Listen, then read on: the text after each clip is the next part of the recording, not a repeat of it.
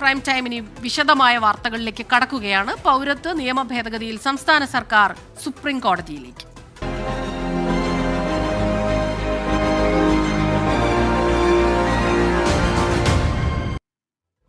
പൗരത്വ ഭേദഗതി നിയമത്തിൽ നിലപാട് ഘടിപ്പിക്കുകയാണ് സംസ്ഥാന സർക്കാർ. തെരഞ്ഞെടുപ്പിന് തൊട്ടു മുൻപ് ചട്ടങ്ങൾ വിജ്ഞാപനം ചെയ്ത കേന്ദ്ര നീക്കത്തിനെതിരെ അടിയന്തരമായി തന്നെ സുപ്രീം കോടതിയെ സമീപിക്കാൻ മന്ത്രിസഭായോഗം തീരുമാനിച്ചു.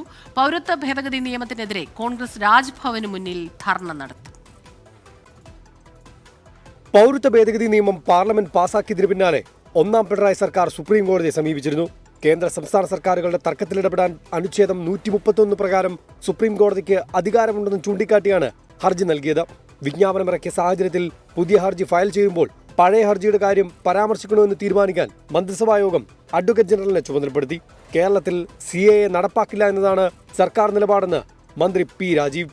അടിയന്തരമായി ഇത് റദ്ദാക്കേണ്ടതുണ്ട് എന്ന ആവശ്യം സുപ്രീം കോടതിയുടെ മുൻപിൽ വയ്ക്കാൻ, നേരത്തെ ഇത് നടപ്പിലാക്കില്ല എന്ന് കേരളം എടുത്ത നിലപാടിനനുസൃതമായി അക്കാര്യം അഡ്വക്കേറ്റ് ജനറലിനെ ചുമതലപ്പെടുത്തിയിട്ടുണ്ട്. പൗരത്വ ഭേദഗതി നിയമം അറബിക്കടലിൽ എറിയണമെന്ന മുദ്രാവാക്യവുമായിട്ടാണ് രാജ്ഭവന് മുന്നിൽ UDF പ്രതിഷേധ ധർണ സംഘടിപ്പിച്ചത്. CPI-യുമായി യോജിച്ച സമരത്തിനില്ലെന്ന് പ്രതിപക്ഷ നേതാവ് VD സതീശൻ വ്യക്തമാക്കി. മുഖ്യമന്ത്രിയുടെയും സർക്കാരിന്റെയും ഇരട്ടത്താപ്പ് നയമെന്ന് പ്രതിപക്ഷ നേതാവ്. എന്തുകൊണ്ടാണ് മുഖ്യമന്ത്രി പിണറായി വിജയൻ പൗരത്വ നിയമ പ്രക്ഷോഭവുമായി ബന്ധപ്പെട്ട ആ കേസുകൾ, നൂറുകണക്കിന് കേസുകൾ എന്തുകൊണ്ട് പിൻവലിച്ചില്ല? ഉത്തരം പറയണം. നിങ്ങൾ ആരുടെ കൂടെയാണ്? പൗരത്വ ഭേദഗതി നിയമത്തിൽ കേന്ദ്ര സർക്കാർ കൊണ്ടുവന്ന ചട്ടം മരവിപ്പിക്കണമെന്നാവശ്യപ്പെട്ട് കോൺഗ്രസ് നേതാവ് രമേശ് ചെന്നിത്തല സുപ്രീം കോടതിയിൽ ഹർജി നൽകും. പൗരത്വ ഭേദഗതി നിയമം റദ്ദാക്കണമെന്നാവശ്യപ്പെട്ട് പ്രതിപക്ഷ നേതാവായിരിക്കെ സമർപ്പിച്ച ഹർജിയോടൊപ്പമാണ് പുതിയ അപേക്ഷയും സമർപ്പിക്കുക. CAA-ക്കെതിരെ യുവജന സംഘടനകൾ സമരം തുടരുകയാണ്. ആലപ്പുഴയിൽ DYFI പ്രവർത്തകർ ട്രെയിൻ തടഞ്ഞ് പ്രതിഷേധിച്ചു.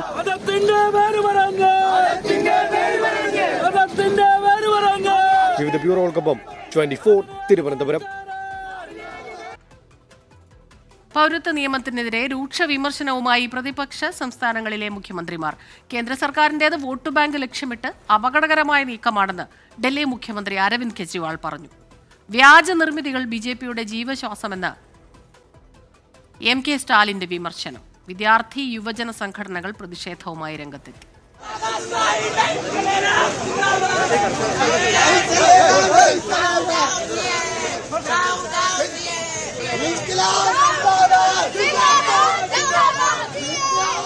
പൗരത്വ നിയമത്തിനെതിരെ കേന്ദ്ര സർക്കാരിനെ കടന്നാക്രമിക്കുകയാണ് പ്രതിപക്ഷ സംസ്ഥാനങ്ങൾ. പാകിസ്ഥാനിൽ നിന്നുള്ളവരെ കുടിയിരുത്താനാണ് BJP-യുടെ ആഗ്രഹമെന്ന് ഡൽഹി മുഖ്യമന്ത്രി അരവിന്ദ് കെജ്രിവാൾ വിമർശിച്ചു. രാജ്യത്തിനകത്തെ തൊഴിൽ രഹിതരും ഭവനരഹിതരുമായ ആളുകളെ കേന്ദ്ര സർക്കാർ കണ്ടില്ലെന്ന് നടിക്കുന്നതായും രാജ്യവികസനത്തിനായി ചെലവഴിക്കേണ്ട തുകയാണ് കേന്ദ്ര സർക്കാർ പാകിസ്ഥാനികളുടെ സ്ഥിരതാമസത്തിനായി ചെലവഴിക്കുന്നതെന്നും കേജ്രിവാൾ. पाकिस्तानियों और बांग्लादेशियों के लिए भारी संख्या में भारत आने के लिए BJP सरकार ने दरवाजे खोल दिए. अब BJP कह रही है कि इलीगल माइग्रेंट जो आए हैं उनको हम नागरिकता देंगे, उनको हम बसाएंगे. BJP-യെ കടന്നാക്രമിച്ച തമിഴ്നാട് മുഖ്യമന്ത്രി MK സ്റ്റാലിൻ കള്ളവും വാട്സ്ആപ്പ് കഥകളുമാണ് BJP-യുടെ ജീവശ്വാസമെന്ന് പറഞ്ഞു. പൗരത്വ നിയമത്തിനെതിരെ ഡൽഹി സർവകലാശാലയിൽ SFI പ്രതിഷേധിച്ചു.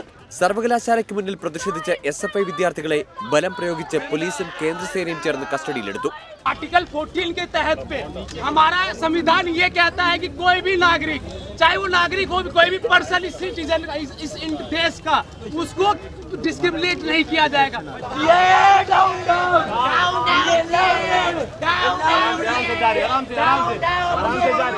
ഡൽഹിയിലെ വിവിധ ക്യാമ്പസുകളിലെ പ്രതിഷേധം കണക്കിലെടുത്ത് പോലീസ് ജാഗ്രതാ നിർദ്ദേശം നൽകി. നോർത്ത് ഈസ്റ്റ് ഡൽഹി മേഖലയിൽ പോലീസ് ഫ്ലാഗ് മാർച്ച് നടത്തി. 24 ഡൽഹി. പൗരത്വ ഭേദഗതി നിയമ വിജ്ഞാപനത്തെ രാഷ്ട്രീയമായും നിയമപരമായും നേരിടാൻ കോൺഗ്രസ് വരും ദിവസങ്ങളിൽ സമരം ശക്തമാക്കുമെന്ന് KPCC acting president MM Hasan വ്യക്തമാക്കി. പത്മജ വേണുഗോപാലിനെ കുറിച്ച് രാഹുൽ മാങ്കൂട്ടത്തിൽ നടത്തിയ വിവാദ പരാമർശത്തിനെതിരെ KPCC നേതൃയോഗത്തിൽ വിമർശനമുയർന്നു. തിരഞ്ഞെടുപ്പ് ഒരുക്കങ്ങൾ മാത്രമായിരുന്നു KPCC നേതൃയോഗത്തിന്റെ ആദ്യ അജണ്ട. കേന്ദ്ര സർക്കാർ പൗരത്വ ഭേദഗതി വിജ്ഞാപനം പുറപ്പെടുവിച്ചതോടെയാണ് സമരങ്ങൾ കൂടി അജണ്ടയിലേക്ക് വന്നത്.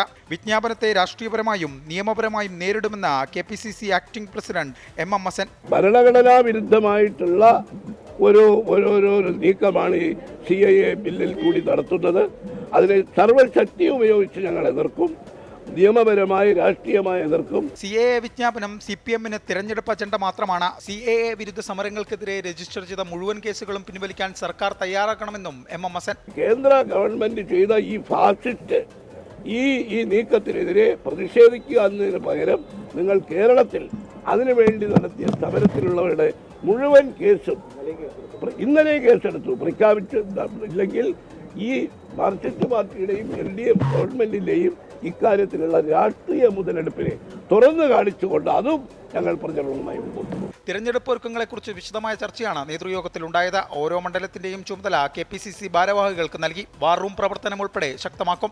BJP-യിൽ ചേർന്ന പത്മജ വേണുഗോപാലിനെ കുറിച്ച് വിവാദ പരാമർശം നടത്തിയ രാഹുൽ മാങ്കൂട്ടത്തിനെതിരെ യോഗത്തിൽ വിമർശനമുയർന്നു. ശൂരനാട് രാജശേഖരനാണ് വിഷയം ഉന്നയിച്ചത്. രാഹുലിന് അഹങ്കാരത്തിന്റെ സ്വരമെന്നും കരുണാകരന്റെ പേര് വലിച്ചഴിച്ചത് ശരിയായില്ലെന്നും ശൂരനാട് രാജശേഖരൻ തുറന്നടിച്ചു. വിഷയത്തിൽ രാഹുൽ മാങ്കൂട്ടത്തിനെ പിന്തുണയ്ക്കുന്ന നിലപാടാണ് പ്രതിപക്ഷ നേതാവ് VD സതീശൻ സ്വീകരിച്ചത്. 24 തിരുവനന്തപുരം. രാഷ്ട്രീയ കൂടുമാറ്റ വിവാദം.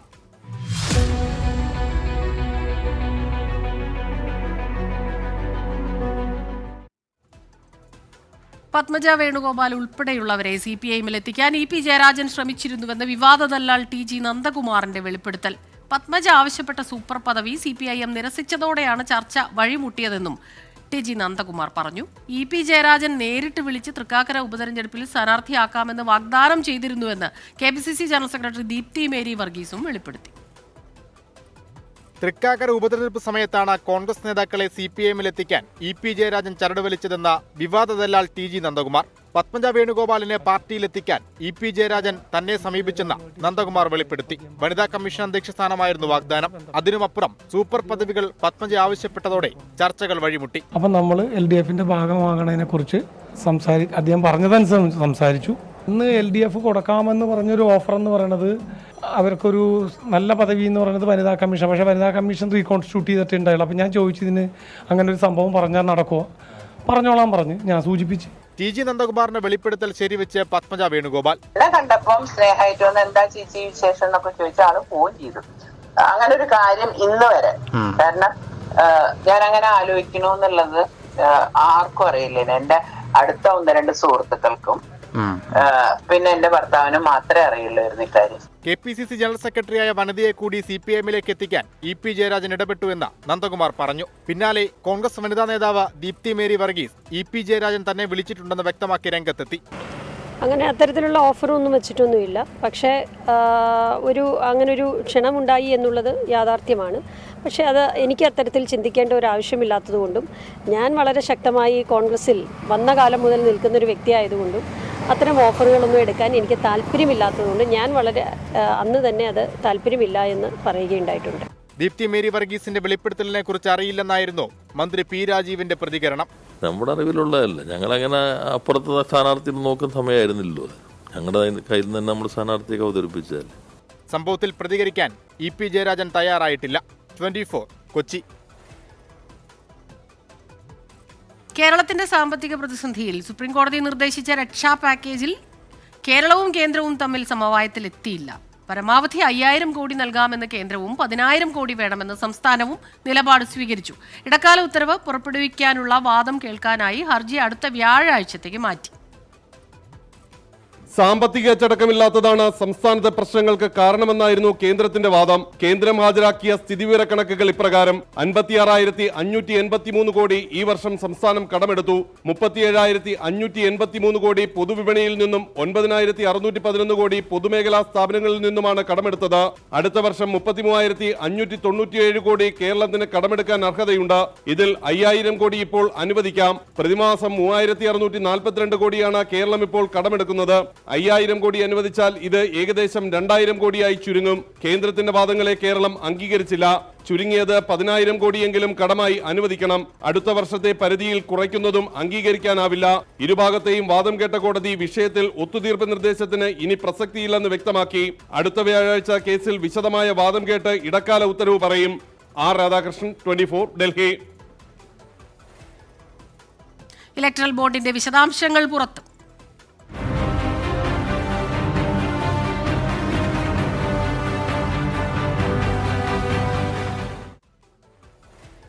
ഇലക്ട്രൽ ബോണ്ടിന്റെ വിവരങ്ങൾ തെരഞ്ഞെടുപ്പ് കമ്മീഷന് കൈമാറിയെന്ന് SBI. ആകെ വിറ്റത് 22,217 കടപ്പത്രങ്ങൾ. ഇതിൽ 22,030 എണ്ണം രാഷ്ട്രീയ പാർട്ടികൾ ഉപയോഗിച്ചു. സുപ്രീം കോടതിയിൽ നൽകിയ സത്യവാങ്മൂലത്തിലാണ് SBI ഇക്കാര്യങ്ങൾ വ്യക്തമാക്കിയിട്ടുള്ളത്. സുപ്രീം കോടതി ഉത്തരവ് പാലിച്ചു എന്ന് വ്യക്തമാക്കിയാണ് സത്യവാങ്മൂലം. തെരഞ്ഞെടുപ്പ് കമ്മീഷന് പെൻഡ്രൈവിലാണ് വിവരങ്ങൾ കൈമാറിയത്. 2 PDF ഫയലുകൾക്കും പാസ്വേഡ് നൽകിയിട്ടുണ്ടെന്നും SBI സത്യവാങ്മൂലത്തിൽ പറയുന്നു. ആകെ വിറ്റത് 22,217 കടപ്പത്രങ്ങളാണ്. ഇതിൽ 22,030 എണ്ണം രാഷ്ട്രീയ പാർട്ടികൾ ഉപയോഗിച്ചു. 2019 ഏപ്രിൽ മുതൽ 2024 ഫെബ്രുവരി 15 വരെയുള്ള വിവരങ്ങളാണ് പെൻഡ്രൈവിലുള്ളത്. 10,000, 1 ലക്ഷം, 10 ലക്ഷം, 1 കോടി എന്നീ മൂല്യങ്ങളിലുള്ള ബോണ്ടുകളാണ് SBI വഴി സർക്കാർ ഇറക്കിയത്. ഓരോ പാർട്ടിക്കും ആരുടെയെല്ലാം പണം ലഭിച്ചു എന്ന വിവരം ക്രോഡീകരിച്ച് നൽകിയിട്ടില്ല എന്നത് SBI സത്യവാങ്മൂലത്തിൽ വ്യക്തമാണ്. അതേസമയം SBI നൽകിയ വിവരങ്ങൾ വെബ്സൈറ്റിൽ പ്രസിദ്ധീകരിക്കാൻ തെരഞ്ഞെടുപ്പ് കമ്മീഷൻ നടപടികൾ ആരംഭിച്ചു. പ്രാഥമികമായി ബോണ്ട് വാങ്ങിയവരുടെ KYC വിവരങ്ങൾ SBI നൽകിയ വിവരങ്ങളിലുണ്ടെന്നാണ് കമ്മീഷന്റെ അനുമാനം. കോർപ്പറേറ്റ് സ്ഥാപനങ്ങൾ എന്നാൽ പലതും സ്വന്തം പേരിൽ നേരിട്ടല്ല ബോണ്ട് വാങ്ങിയിട്ടുള്ളത്. അങ്ങനെയെങ്കിൽ ബോണ്ടുകളുടെ പൂർണ്ണ വിവരം പുറത്തായാലും യഥാർത്ഥ ദാതാക്കളുടെ പേരുകൾ പ്രസിദ്ധീകരിക്കുക സാധ്യമല്ല. ബോണ്ടുകൾ വാങ്ങി നൽകിയവരുടെയും ലഭിച്ച പാർട്ടികളുടെയും വിവരങ്ങൾ പുറത്തുവരുമെങ്കിലും സംഭാവനയുടെ കൃത്യമായ അടിസ്ഥാന വിവരങ്ങളും ഇരുട്ടിൽ തന്നെ തുടരും. ഇപ്പോൾ ലഭിച്ചിട്ടുള്ള വിവരങ്ങൾ തെരഞ്ഞെടുപ്പ് കമ്മീഷൻ 15-ന് വെബ്സൈറ്റിൽ പ്രസിദ്ധീകരിക്കാനാണ് തീരുമാനിച്ചിട്ടുള്ളത്. R. രാധാകൃഷ്ണൻ, 24, ഡൽഹി. സംസ്ഥാനം കടുത്ത ചൂടിലേക്ക് കടക്കുകയാണ്. വലിയ ചൂടാണ് അനുഭവപ്പെടുന്നത്. ഒപ്പം വൈദ്യുതി ക്ഷാമവും രൂക്ഷമാകുമെന്ന സൂചനകളാണ് വരുന്നത്. ഷോക്കടിക്കുമോ?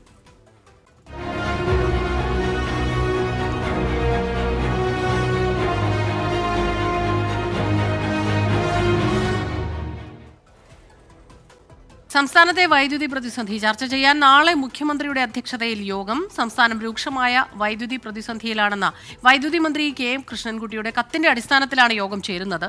സംസ്ഥാനത്ത് വൈദ്യുതി ഉപയോഗം വീണ്ടും ഉയർന്നു. ജല അതോറിറ്റി KSEBക്ക് നൽകാനുള്ള കുടിശ്ശികയായ 2,068.17 കോടി രൂപ സർക്കാർ ഏറ്റെടുത്തു. സംസ്ഥാനത്തെ വൈദ്യുതി പ്രതിസന്ധി ചർച്ച ചെയ്യാനാണ് മുഖ്യമന്ത്രിയുടെ അധ്യക്ഷതയിൽ യോഗം ചേരുന്നത്. കടുത്ത വൈദ്യുതി പ്രതിസന്ധിയിലൂടെയാണ് സംസ്ഥാനം കടന്നുപോകുന്നതെന്ന് മന്ത്രി K. കൃഷ്ണൻകുട്ടി മുഖ്യമന്ത്രിക്ക് കത്ത് നൽകിയിരുന്നു. ദീർഘകാല കരാർ റെഗുലേറ്ററി കമ്മീഷൻ പുനഃസ്ഥാപിച്ചിട്ടും വൈദ്യുതി നൽകാൻ കമ്പനികൾ തയ്യാറായിട്ടില്ല. ഇതിലൂടെ 465 മെഗാവാട്ടിന്റെ കുറവാണ് ഉണ്ടാകുന്നത്. ജിൻഡാൽ തെർമൽ, ജാംബുവ എന്നീ കമ്പനികളുമായാണ് കരാർ ഉണ്ടാക്കിയിരുന്നത്. ഇതിന് പകരമായി പവർ എക്സ്ചേഞ്ചിൽ നിന്നും ഉയർന്ന വില നൽകിയാണ് താപവൈദ്യുതി വാങ്ങുന്നത്. ഇത് വലിയ സാമ്പത്തിക ബാധ്യതയാണ് ബോർഡിനുണ്ടാക്കുന്നതെന്നും കത്തിൽ പറയുന്നു. ഈ സാഹചര്യത്തിലാണ് മുഖ്യമന്ത്രി യോഗം വിളിച്ചത്. വൈദ്യുതി ഉപയോഗം ഓരോ ദിവസവും കൂടുകയാണ്. ഇന്നലെ 101.38 ദശലക്ഷം യൂണിറ്റ് വൈദ്യുതിയാണ് സംസ്ഥാനത്ത് ഉപയോഗിച്ചത്. ഇതിനിടെ ജല അതോറിറ്റിയുടെ 2,068.17 കോടിയുടെ വൈദ്യുതി കുടിശ്ശിക സർക്കാർ ഏറ്റെടുത്തു. 10 ഗഡുക്കളായി ഈ തുക KSEBക്ക് നൽകും. പകരം വാട്ടർ അതോറിറ്റിയുടെ നോൺ പ്ലാൻ ഫണ്ടിൽ നിന്ന് തുക സർക്കാർ തിരിച്ചു പിടിക്കും. 24, തിരുവനന്തപുരം. സ്ത്രീ വോട്ടർമാരെ ലക്ഷ്യമിടുന്ന BJPക്ക് അതേ നാണയത്തിൽ തന്നെ മറുപടിയുമായി കോൺഗ്രസ്. സ്ത്രീകൾക്ക് കേന്ദ്ര സർക്കാർ ജോലികളിൽ 50% സംവരണവും 1 ലക്ഷം രൂപ വാർഷിക സഹായവും അടക്കമുള്ള വാഗ്ദാനങ്ങളാണ് ഭാരത് ജോഡോ ന്യായ് യാത്രയ്ക്കിടെ രാഹുൽ ഗാന്ധി പ്രഖ്യാപിച്ചത്. ഭാരത് ജോഡോ യാത്രയുടെ ഭാഗമായി മഹാരാഷ്ട്രയിലെ ധുലെയിൽ നടത്തിയ മഹിളാ റാലിയിലാണ് രാഹുൽ ഗാന്ധി സ്ത്രീകൾക്കായുള്ള കോൺഗ്രസിന്റെ ഗ്യാരണ്ടികൾ പ്രഖ്യാപിച്ചത്. മഹിളാ ന്യായ് എന്ന പേരിൽ 5 വാഗ്ദാനങ്ങൾ. കേന്ദ്ര സർക്കാർ ജോലികളിൽ 50% സംവരണം. ദരിദ്ര കുടുംബങ്ങളിലെ സ്ത്രീകളുടെ അക്കൗണ്ടിലേക്ക് വാർഷിക സഹായമായി 1 ലക്ഷം രൂപ. ആശാ അങ്കണവാടി ജീവനക്കാർക്ക് ഇരട്ടി ശമ്പളം. ഒപ്പം എല്ലാ ജില്ലകളിലും വനിതാ ഹോസ്റ്റൽ. 1 लाख रुपए उसके बैंक अकाउंट में हर साल ऑटोमेटिक डायरेक्ट उसके बैंक अकाउंट में जाए. और वैसे ही हिंदुस्तान में करोड़ों महिलाओं के साथ करोड़ों महिलाओं के बैंक अकाउंट में साल का 1 लाख रुपए आएगा. क्रांतिकारी कदम है ये. अगर नरेंद्र मोदी जी अरबपतियों को 16 लाख करोड़ रुपए दे सकते हैं तो हम करोड़ों महिलाओं को 1 लाख रुपए दे सकते हैं. തെരഞ്ഞെടുപ്പിൽ സ്ത്രീ വോട്ടർമാർ എത്രത്തോളം നിർണായകമാണെന്നതിന് ഏറ്റവും ഒടുവിലെ അനുഭവമാണ് മധ്യപ്രദേശിൽ കണ്ടത്. ശിവരാജ് സിംഗ് ചൗഹാൻ നടപ്പിലാക്കിയ ലാഡ്ലി ബഹൻ പദ്ധതി BJP സർക്കാരിന് തെരഞ്ഞെടുപ്പിൽ വൻ നേട്ടം നൽകി. ഇതുകൂടി മുന്നിൽ കണ്ടാണ് കോൺഗ്രസിന്റെയും നീക്കം. മോദിയുടെ ഗ്യാരണ്ടി എന്ന മുദ്രാവാക്യത്തിന് ബദലായി കൂടിയാണ് വിവിധ ജനവിഭാഗങ്ങളെ ലക്ഷ്യമിട്ട് രാഹുൽ ഭാരത് ജോഡോ യാത്രയിൽ ഗ്യാരണ്ടികൾ പ്രഖ്യാപിക്കുന്നത്. ആദിവാസി ന്യായ് എന്ന പേരിൽ ആ വിഭാഗത്തിനായി ഇന്നലെ രാഹുൽ സമാന പ്രഖ്യാപനങ്ങൾ നടത്തിയിരുന്നു. 24, മുംബൈ. ഹരിയാനയിൽ നായബ് സിംഗ് സൈനി സർക്കാർ വിശ്വാസ വോട്ട് നേടി. ശബ്ദ വോട്ടിലൂടെയാണ് വിശ്വാസ പ്രമേയം പാസാക്കിയത്. വിപ്പ് ലംഘിച്ച് JJP MLA-മാർ സഭയിലെത്തി. മനോഹർ ലാൽ ഖട്ടർ MLA സ്ഥാനം രാജിവെച്ചു. 48 MLA-മാരുടെ പിന്തുണയുണ്ടെന്ന അവകാശവാദത്തിൽ വിശ്വാസ വോട്ടെടുപ്പിനിറങ്ങിയ നയാബ് സിംഗ് സൈനി ഭൂരിപക്ഷം തെളിയിച്ചു. ശബ്ദ വോട്ടോടെയാണ് പ്രമേയം പാസാക്കിയത്. വിപ്പ് ലംഘിച്ച് സഭയിലെത്തിയ 4 JJP MLA-മാർ വോട്ടെടുപ്പിന് മുമ്പ് സഭയിൽ നിന്ന് ഇറങ്ങിപ്പോയി. കേവല ഭൂരിപക്ഷം മറികടക്കാൻ വേണ്ടത് 46 പേരുടെ പിന്തുണയായിരുന്നു. 6 സ്വതന്ത്രരുടെയും ലോക്ഹിത് പാർട്ടി MLA-യുടെയും പിന്തുണ ഉറപ്പാക്കിയ BJPക്ക് മുൻപിൽ പ്രതിസന്ധികൾ ഉണ്ടായിരുന്നില്ല. വിശ്വാസ വോട്ടിലെ വിജയം ലോക്സഭാ തെരഞ്ഞെടുപ്പിലും വരാനിരിക്കുന്ന നിയമസഭാ തെരഞ്ഞെടുപ്പിലും BJPക്ക് നൽകുന്ന ആത്മവിശ്വാസം ചെറുതല്ല. ലോക്സഭാ സീറ്റ് വിഭജനത്തെ ചൊല്ലിയാണ് BJPയും JJPയും തമ്മിൽ ഭിന്നതയുണ്ടായത്. 2 സീറ്റ് വേണമെന്നായിരുന്നു JJPയുടെ ആവശ്യം. എന്നാൽ 2019 ലോക്സഭാ തെരഞ്ഞെടുപ്പിൽ ഒന്നിനും വിജയിക്കാൻ കഴിയാതിരുന്ന JJPക്ക് സീറ്റ് നൽകേണ്ടെന്ന് BJP തീരുമാനിക്കുകയായിരുന്നു. 24 ഡൽഹി. ജമ്മുകശ്മീർ നിയമസഭാ തെരഞ്ഞെടുപ്പും ലോക്സഭാ തെരഞ്ഞെടുപ്പും ഒരുമിച്ച് നടത്തുന്നത് പരിഗണനയിലാണെന്ന് മുഖ്യ തെരഞ്ഞെടുപ്പ് കമ്മീഷണർ. സുരക്ഷാ സാഹചര്യം പരിശോധിച്ച് മാത്രമേ അന്തിമ തീരുമാനം സ്വീകരിക്കൂവെന്നും രാജീവ് കുമാർ പറഞ്ഞു. ഇലക്ട്രൽ ബോണ്ടിൽ SBI നൽകിയ വിവരങ്ങൾ പരിശോധിച്ചതിനു ശേഷം പുറത്തുവിടും. തെരഞ്ഞെടുപ്പ് കമ്മീഷനിലെ ഒഴിവുകൾ സമയബന്ധിതമായി നികത്തണമെന്നും മുഖ്യ തെരഞ്ഞെടുപ്പ് കമ്മീഷണർ ആവശ്യപ്പെട്ടു. വിശ്വാസികൾക്ക് ഇത് വ്രതശുദ്ധിയുടെ നാളുകൾ. അൽ മുക്താദിർ ഗോൾഡ് ആൻഡ് ഡയമണ്ട്സ് പുണ്യങ്ങളുടെ പൂക്കാലം സമർപ്പിക്കുന്നത് എല്ലാ ആഭരണങ്ങളും ഇപ്പോൾ പണിക്കൂലിയില്ലാതെ വാങ്ങാം. അൽ മുക്താദിർ ജ്വല്ലേഴ്സ്.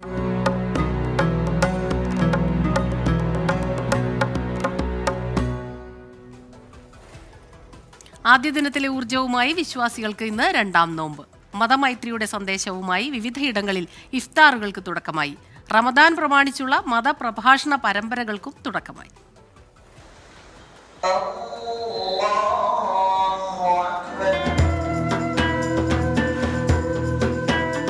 ഒരു നന്മയ്ക്ക് 10 മടങ്ങ് പ്രതിഫലമുള്ള റമദാനിൽ ഇബാദത്തിൽ കഴിയുകയാണ് വിശ്വാസികൾ. ഖുർആൻ പാരായണം കൊണ്ടും പ്രത്യേക പ്രാർത്ഥനകളാലും വീടുകളും ആരാധനാലയങ്ങളും സജീവം. കാരുണ്യത്തിന്റെ 10 എന്നറിയപ്പെടുന്ന ആദ്യ 10-ൽ അല്ലാഹുമ്മർഹംനി യാ അർഹമർ റഹീമീൻ എന്ന പ്രാർത്ഥനയാണ് അധികരിപ്പിക്കുന്നത്. ഉഷാറായിട്ടുണ്ട്. കാരണം എന്താണെന്ന് വെച്ചാൽ ഒന്ന് നമ്മളെ ഭക്തിയാണല്ലോ മെയിൻ പ്രധാനം. അപ്പം അതുകൊണ്ട് ചൂടങ്ങനെ അറിയില്ല. മഹല്ല് കമ്മിറ്റികൾക്കൊപ്പം വിവിധ സന്നദ്ധ സംഘടനകളുടെയും നേതൃത്വത്തിൽ സമൂഹ നോമ്പുതുറകളും സജീവമാണ്. केरला में जो है मुझे पहली मरतबा मैं आया हूँ और जो मैं बहुत केरला के माहौल से इसके आबो हवा से मैं बहुत खुश हूँ और यहाँ को जो है अल्लाह रब्बुल आलमीन ने रमज़ान मुबारक का महीना हमें नसीब फरमाया है. കടുത്ത ചൂടിലാണ് ഇത്തവണത്തെ റമദാൻ എന്നതിനാൽ പഴവിപണിയും ഉണർവിലാണ്.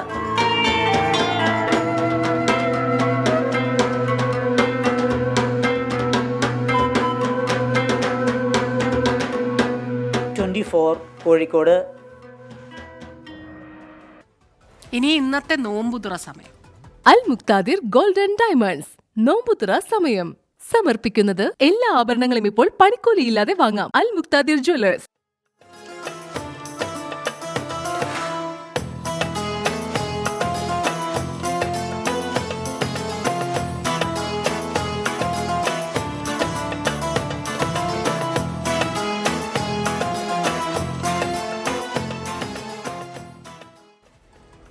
ഇനി ഇപ്പോഴത്തെ കാലാവസ്ഥ സമർപ്പിക്കുന്നത് Berger paints 100 years of trust.